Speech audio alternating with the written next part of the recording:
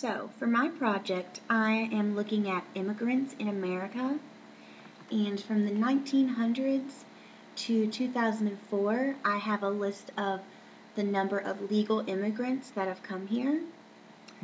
And studying immigrants is important because immigrants are America.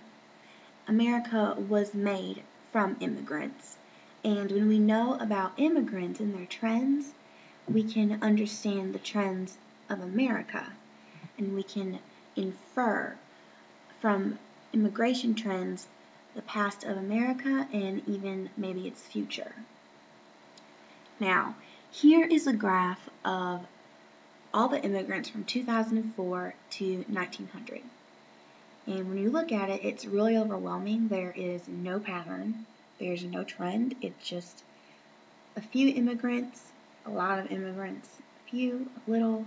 The numbers just increase and decrease sporadically. There's seemingly no rhyme or rhythm to this. But if we break it down, we can see something a little more interesting. For example, this is a graph of just a section, 1980 to 2004.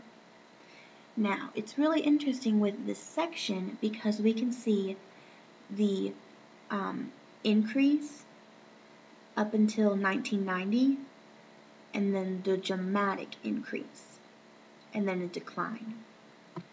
Now, if we look at this in just the large section of a graph, we wouldn't be able to see this. But looking up close, we can see the extreme difference in immigrants. And looking at this graph is more than just noticing the increase. We can look at it and think, why? Why is there that increase? And this dramatic increase, it occurred in 1991. And when you think about it, 1990 is the year that the Immigration and Nationality Act was signed. So there was an influx of immigrants to America because of that bill. And that's why we see this trend of increasing and then moderate decreasing as the years continue. If we look at another example, this is about 1925 to 1936-ish, and this again shows dramatic jump. But at this time, the dramatic jump is stable. It doesn't decrease automatically. So we can look at this and wonder, why is this? And we can look further into that.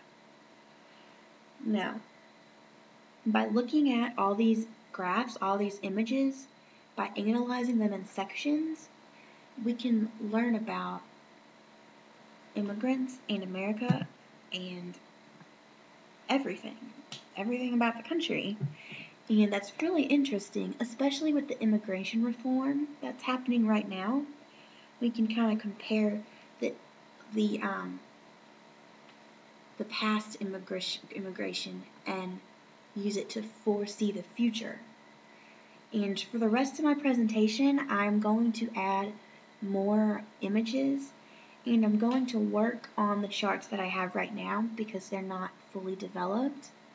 And I'm also going to find a few more instances of the immigration influx and defluxes and discuss that in my presentation, which should hopefully be pretty interesting.